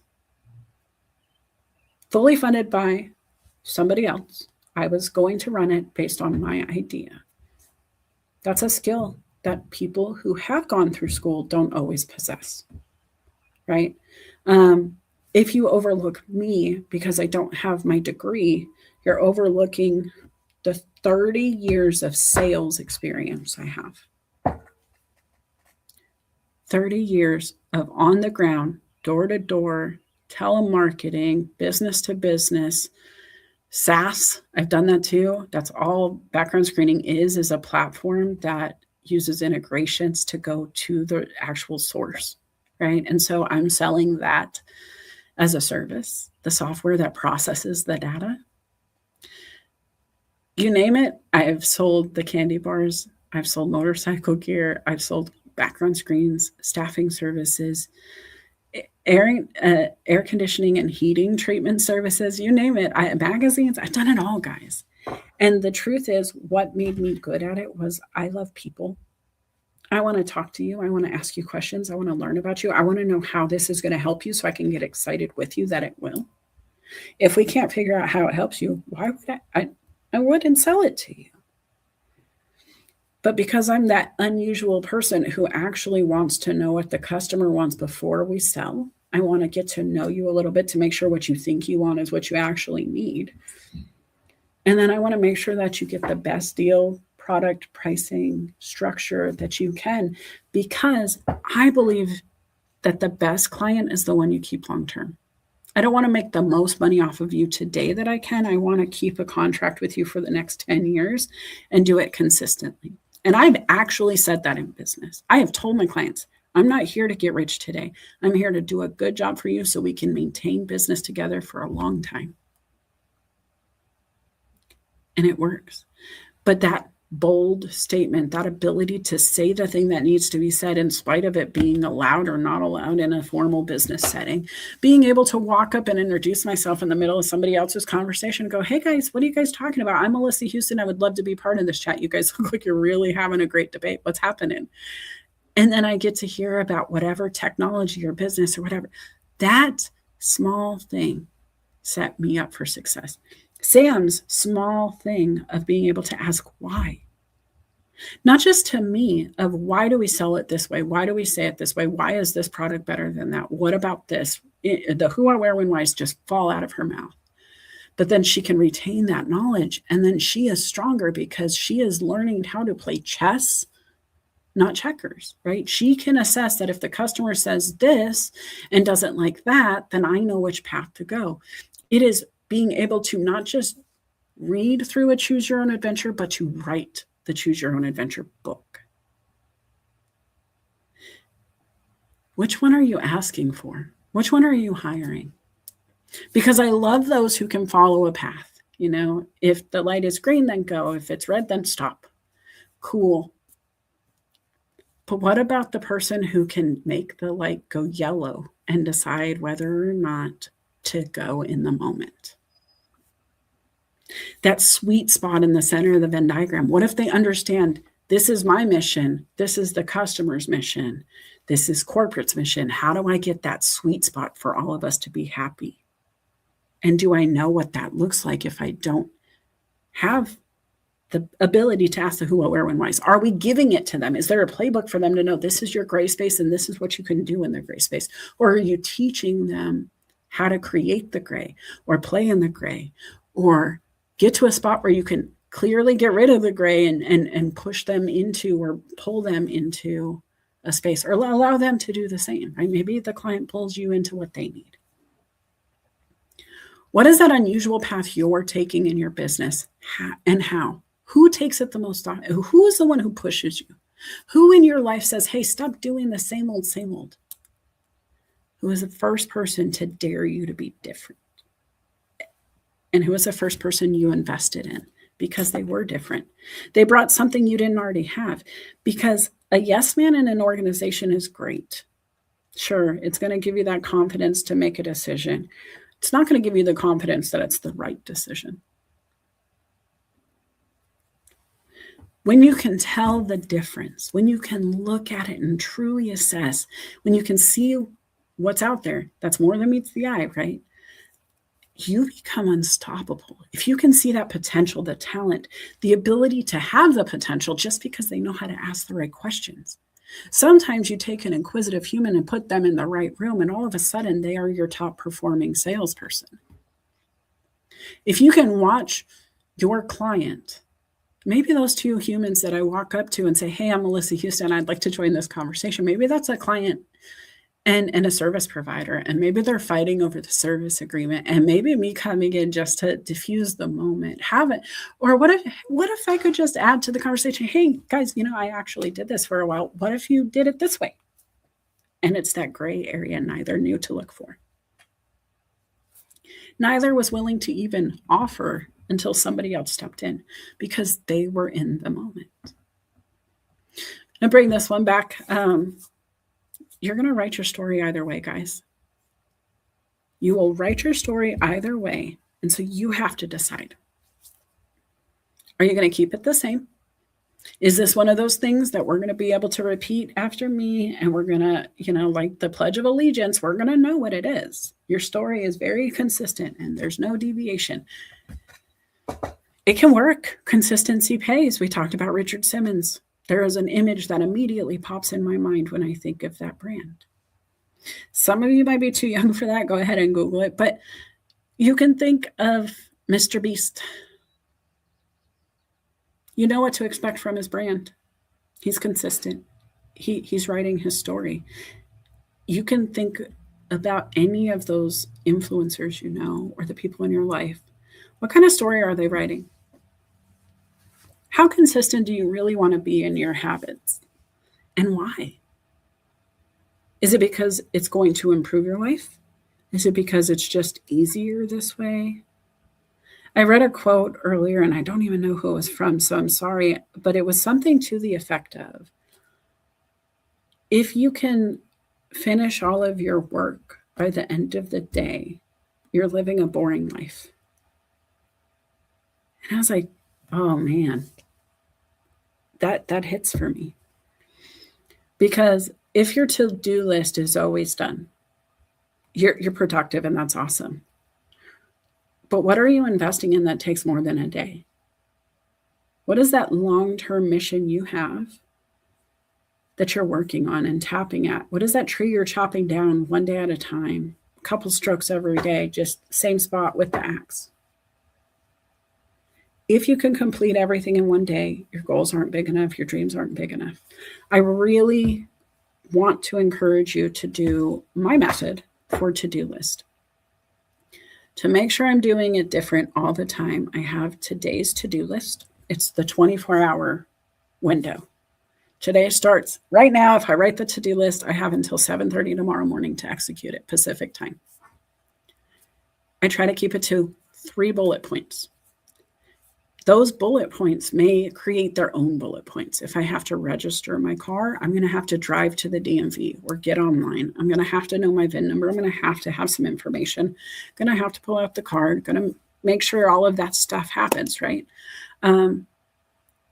If that's the truth, each bullet point having 1 to 5 bullet points, it can become a very busy day automatically just based on the 3 things I want to get done. If my boss has access to my calendar, if my clients can interrupt me at any time, if the sky can fall in my organization at any moment, because that's the industry I'm in trouble, right? So you have to be careful to have a small today's to-do list. That said, all of those extra things you want to do, put them on this week, 7 running days. Start it whenever you want, but you have 7 days from the time you do it. You write the date at the top, the day at the top. It is Saturday, so I have till next Saturday to do whatever I write down today. And you fill it out. What do you want to do this week? Clean out the garage is one I use a lot as an example. Maybe you need to grocery shop. Maybe you need to, do laundry, wash the bedding. Write it all down. Maybe there's something in business. You need to gather your receipts, do your budgeting, put it all in, write it down. And that list can get as long as you need it to, but be respectful of your time. Be honest with yourself. How much can you actually do in 7 days with the schedule you have, with the to-do list daily that you set yourself up with? And if you're always feeling like you're behind, you need to make sure that weekly list is not too big, because even though it's only 1 or 2 a day, those 1 or 2 tasks a day will also have a couple of bullet points behind them. And then you have the after list. Now, this is the list that I want you to fill up till your heart is content. Write down anything you ever dream of. Because the reality is, as excited as you are and as much as you don't want to put it on the forever to-do list, it's 8 days away. Max. It's only 8 days away. And you have a busy week and you have a busy day. So 8 days away isn't a very long time to wait for this big thing that you love. Now, if you're really impatient, I have good news. I am also impatient. And so my list rotate. If I can get today's list done, if those 3 bullet points, like registering my car, maybe I've done this before. Maybe I log into the state that I live in and they have my information and all I got to do is yes, pay. Great. Maybe they've even stored my payment method. It took me 5 minutes. It's done. I'm done. I can move on to number 2. 2, same story. 3, same story. Well, now I'm sitting here with an hour that I had scheduled for the yes, and I only took 15 minutes. I can go into this week's to-do list and start knocking things out for 45 minutes. Isn't that kind of cool? And then tomorrow, when I look at my to-do list, I've already finished the days from yesterday. That was done. That was cool. I got a lot of this week's done. So what from this week is left that I can add to today's to-do list? And then the same thing goes with the after. Well, since I took care of half of this week's to-do list, let me reach into the after list and see what I can pull into the next 7 days. And every day you give yourself an ability to take that 8th day and bring it into tomorrow. It really depends on your bandwidth. And if you can't, there's no punishment, because we only start with what we know we can try to chew. If you leave something on the to-do list for today, that's cool. That's okay. We don't do that 2 days in a row. We assess why. And if it was just, wow, everybody, my aunt visited unexpectedly. My husband showed up and took me to lunch, and I didn't get to use my lunch to do the thing, but I wasn't giving up this. And give yourself the grace. Cool. But husband, I can't do lunch again tomorrow because I'm really going to fall behind. Let's do it next Tuesday. Right? And write it down.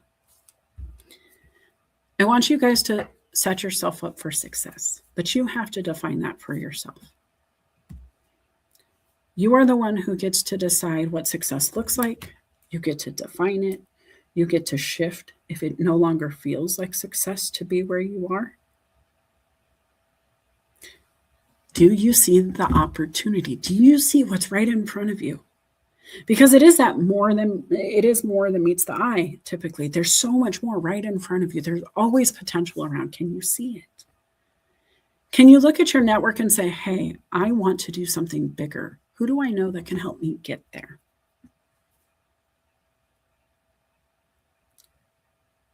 When's the last time you looked at yourself and said, hey, you're doing a great job, but I know you're meant for more? Every day I have that conversation with myself. I love what I do at the motorcycle shop, but I know that I am meant to help minds grow. I know that I'm meant to help business leaders see their own potential when they start to question it. When their passion and fun starts to dwindle because they have so many things they need to get done now because they were so successful in their business, and then all of a sudden they got so busy that they needed help with the business, and now they have to be a coach, now they have to lead, now they have to train. They didn't know that they were going to do this. They never had to do it before. Maybe they got lucky and they went from being really good at one thing, maybe sales, and then they had an idea and they're like, I'm going to sell my own product. I'm going to do that because I know how to do that. That's cool. But who holds them accountable when it becomes more than that for the job? Who's going to hold them accountable for getting those finances in order, or having the reviews with their team, or investing in their team? It's hard enough to invest in ourselves as leaders, as business owners, as humans. There's so many people out there who struggle with spending money on themselves, whether it's for shoes, clothes, a massage, self-care, whatever it is. There's such a struggle. But then imagine taking that human, having them be very good at something, starting their own business because they want to, treat themselves to that. And that's cool. And it's also a great punishment. And if you're an entrepreneur, you know it. It's the most rewarding punishment, but it is punishment. But imagine you take on that role, you find your own success, and then you need help. And so you hire, and now you have to coach, but you've never been coached. You were lucky enough to just run out of the gate. You figured out you were good at sales, maybe early on working for the family, but I don't know. But now you got to teach somebody else, and you don't know how to do it because you've never been taught. How do you define success then? Are you successful if your team's successful? Are you successful if your bills are still paid? Are you successful if they just want to keep coming back to work? And how do you maintain what you feel success is? Because these are things I think matters most in business. When I work for an organization like the one I work for now, I couldn't if they weren't looking at the big picture like that. They do coffee chats internally. When I heard they were doing coffee chats for years and I didn't know, and it's a women's group that does it, I was like, what? I know a woman who does coffee chats too. I want to do coffee chats with you guys. That's a leadership opportunity that I wasn't aware was even there, to be led by those in the industry already and then to lead others who might be newer than I am. I immediately shared that information on. Are you telling your team what they can access from you? Have you offered, like, hey guys, I don't know if you guys ever want to do some leadership development or, do some extra training, but let me know. Like, I'm happy to invest in you if, right? A lot of people don't even know that their business will give them reimbursements for certain things. Lots of organizations will pay you to go back to school as long as the degree is business relevant and as long as you maintain a certain GPA. That's cool to know. I think you have to ask for what you need. And that's something else, guys. You have to define your own success. If you're not the business owner, if you're one of those who is working for a business owner and you're like, hey, my guy doesn't, my boss, my lady, whoever's in charge of me, they just don't see it. They don't invest in us. They don't care. I would encourage you to explain why they don't care before you really anchor into that belief system, because maybe they do, but they don't know you care about it. Maybe they're so focused on the things you've already shown them you care about that they're not picking up the other things. Are you communicating? Are you defining your success by your terms, by having the conversations that will help you be successful? When I go to my boss and say, hey, we're killing it up here. I love what I'm doing. However, this is what I need to be successful. He gets to make a choice whether or not he's going to support that concept. If he doesn't, long-term, that's going to have an effect on us. If he does, long-term, that's going to have an effect on us. And it's up to us to define, do I take a no? How do we take a no? How do we make it a yes? Should we make it a yes? If he can say no, can he tell me why he's saying no? And explain it to me the same way I want you guys to not just teach them to take a task, but explain why the task matters. Explain what the task actually brings, like what result we're getting from it. If you tell me that starting a charcoal grill is going to cook a hot dog, but then I don't have charcoal, at least I understand a grill will cook a hot dog and I can use the gas if it's available, right? If you tell me charcoal, charcoal, charcoal, and I never hear the word grill, I'm out of luck without charcoal. Does that make sense? You have to be careful with how you communicate these things. But guys, I really enjoyed being back today. I can't believe it's been an hour and 43 minutes. So I'm going to tell you, I appreciate you being here. Again, if we are just meeting, please go to Document Then Act on all the platforms. Go find me there. You will find me if you use it. But YouTube, LinkedIn, Facebook, Instagram, and Substack is where I reside. I am most active on LinkedIn. I do most of my coaching and content on LinkedIn. I also have a TikTok. I forget that thing, the TikTok. So go follow me on those places. Go to my profile, ring the bell. You want to make sure you're not missing the content. You might be following, but you might not be getting everything. And so go make sure you're doing that. And then the other thing I would just ask you to do is really take time for yourself. Go into your calendar, schedule for the yes. Take that first block of available time and give yourself the grace to use that space however you need to. Make that a priority, make it a habit, make it a reoccurring theme. Start with one day of the week if you need to. Make it the most hectic day, the one that you're always just so frazzled and you wish you had 2 minutes to breathe. Give yourself that space before you need it. Make sure it's blocked off and protected. When I was doing outbound marketing for the staffing firm, 2 hours a day, I was doing business to business, outbound lead generation and calling, right? And from 8 to 10, nobody could call me, email me, bother me. If anybody called for me, I was in a meeting. No, even if it was the returning client that I had just called to try to sell, they could not reach me right away.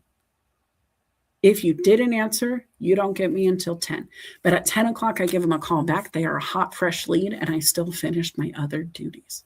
I didn't get redirected before I had planted all the seeds I needed to, and then I could harvest later. Make yourself that accountable. Make yourself that safe from distraction that you can do exactly what you mean to do when you mean to do it. This is the only way that I know how to be successful, but that's how a GED and a smile jumps over candidates with a degree. Doesn't walk through the front door, but goes through the back door with the owner, who then introduces me to HR and says, she's your new boss. She's going to assess how you do your job, and you listen to her. There's a huge power shift in that dynamic. And I don't do it for the power, but I empower myself to not get a no from the people who can't see talent that isn't certified in a document from somebody else already doing the assessment. If you want to learn how to move like that, guys, I'm here. That's what my gift is. But I'm also beyond the business consultant. I am a career coach. I'm a mindset coach. I help with leadership development, alignment in the business, the people working within the business. I want to know what they want to be in 5 years so I can help them be their best self here until they leave and go do the next thing. If you can empower them for the next 5 years, support them in their dream while building your dream, while having your business execute to its fullest potential, they become the biggest cheerleaders for you later in life. When I send out the humans I have trained from this motorcycle shop, Sam went and she was a #1 top performer for years in membership sales. She kept performing. She got to go, all expenses paid, to Texas, go to the COTA races, go sit inside the tent of, I think it was Ducati, and actually get to feel the vibration of the bikes, all because she did a good job at her job. She went off to a big store. She's doing great things. She's making incredible money at her age, things that engineers will be making after their degree. She's making in her early 20s with no degree. She had started college also. Ella's doing comparable things in the merchandising world. She's in a top performing store. She gets to be flown to different stores to train them as they open, or to reinforce those good behaviors because they're hurting so much. She's also in her early 20s. Brian is my next assistant manager. He's working for me now. He got to go down to Daytona, and he was a top performer every day in sales for memberships, selling half in one of the days. He sold half of what the entire event did. Why? Because I taught them to love what they do, learn what they want to learn here, be the best at that, and then just do the supporting stuff they need to. And if they really hate it, I'll do it. I don't mind cleaning a bathroom if it keeps them happy and fun to sell the memberships, if it keeps them engaged in the motorcycle conversations, if it keeps them going, right? That's the kind of alignment I am teaching and coaching within a business. It can happen in your life too. This is something you guys got to harness, but I use Venn diagrams. I use elementary education concepts. If you need help with this, if your business needs help with it, reach out. I don't love the pitch zone, and that's kind of where we are, guys, but truth is I don't talk about my services enough, and I want to make sure you're learning. So if you want to do LinkedIn, you can turn your profile, whether it's individual or business, into a powerhouse. It will explain everything you are, everything you want to be, everything you want to accomplish, and it will help inbound leads get generated. It will help with connections to be made quicker, with more confidence. It will make people want to understand what you do, be able to understand what you do in a quick way. And then it's going to actually let you set the tone of who you are as a human by the content you create. And so make sure that if you haven't done this yet, sign up for an individual assessment on your profile. If you guys want to sign up your team, I can either do a virtual workshop or I can come in. We can talk about pricing to fly me in, but virtual works. We can do this. And so you can set up yourself for success that way. The other thing I would say, if you're already there, but you just need to sell your product, maybe you're a coach, maybe you're a consultant, maybe you have something you're bringing out and you just can't get it to land yet, call me, DM me. We'll do some assessment on your profile. I will tell you if I can even understand what you're trying to do before you tell me, really. I want you to say, hey, I'm trying to sell a product. I would love your help. And I will tell you nothing but what I get firsthand. I want to be able to look at your profile and say, this is what I receive from you. This is what I think you're doing. Is this what you're doing? And if the answer is no, we have work to do. If the answer is yes, that's a great first step. Then we go into creating your packaging, your branding, your marketing. Maybe you need help with outbound reach and you just need to know what to say and how to say it and who to say it to. We could do that too. You have to decide when to get started. I can help you with a lot of the little things to get going. Those little things create really big things. But the biggest thing I want to share with you guys is, if I could give you any piece of advice to leave with today, if I could tell you, even without a coach, even without others around to hold you accountable, if you use this methodology to run your life, I know you'll find more success. I know it. There is so much data behind the power of documentation and writing things down and holding yourself accountable. But then the second part of it is doing the action, being able to get to work on the thing you said you wanted to do without somebody else holding you to it. If you can harness that, if you can practice that, you're going to go so far. If you need help to get started, I don't want you to be upset about that. I don't want you to feel like, oh man, why do I need somebody to tell me what to do? Well, let me explain. The education system in the United States was created to teach people how to read, write, and do math at the 8th grade level, because that's what manufacturing companies thought was the minimum needed to make you a productive citizen and employee. What it really does, though, and if you look at it, is it teaches you to look to somebody for a syllabus. It teaches you to look to somebody for assessment, and it teaches you to look at somebody for the gold star or the good job or the attaboy, insert here, right? Whatever it is. And that's fine, and it's well, and it's cool, and it works for the purpose it was intended. But if you ever want to be a solopreneur, if you ever have a dream to not do it the same way it's always been done, and this just doesn't feel right and you just don't fit in, and it's not going to be your life stream to just keep doing it that way, I'm your person. You need to reach out to me. And the reason is I'm going to teach you how to create your own syllabus. I'm going to teach you how to think about your life in a way that it does create a to-do list automatically without help. The greatest coaches teach you to live without them at some point. That's what I want to be. I want to be your starting point. I want to teach you to draw circles in really fun colors. I want to teach you to wake up with a mindset of, I'm going to get this done before X time, and then teach you how to make sure you get it done. Call you if you need it. Be the coach you need. Athletes who are on the field don't get to the Pro Bowl, the Super Bowl, to the Olympic Games without somebody holding them accountable. And they are great at what they do. Olympic athletes were great at what they did before they went to the Olympics. But they needed somebody to hold them accountable. Even at that level, humans need that partnership, that accountability, that feedback, until they learn to give it to themselves. And then they take a new skill set on that they're going to need coaching on, because we are not always right. We're not always ready, but we always need to be able to get ready. And I think if you have a pen and paper, you're always good. If you have your phone notes app, Felipe will tell you that's all he needs in life. He can go from there. I want you to make sure that you're documenting and then acting. I want to make sure that you also come tomorrow to the show, because Felipe and I will be live on Careers, Chaos, and Coaching, and we'll be covering some fun stuff about networking in person and online and the variables, guys. But I just want to thank everybody who came today. Thanks so much, Erin. It felt like a great show. It really did. And Jay, thank you so much for coming. And I appreciate that. Like I said, sales 30 years. I hope it comes out as just wanting to help and really just trying to give value, because if you can learn this, guys, if you can do this for yourself, the value you will present in your life will be exponential. It's just going to keep growing.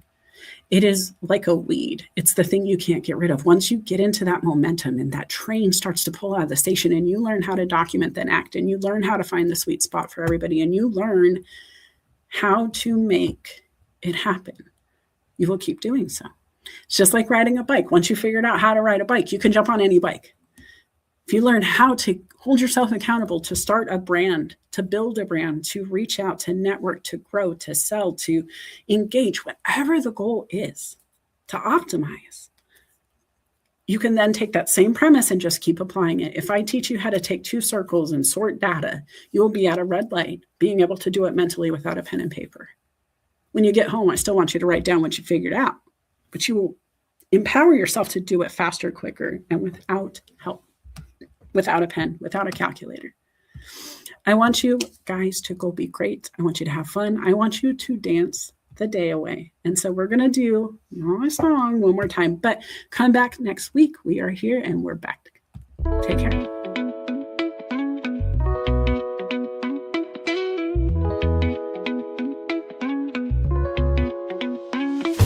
Sunlight creeps through my window pane.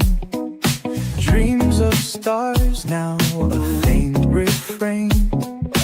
Coffee brews and thoughts collide in this early morning ride. Wake up world, let's start the day.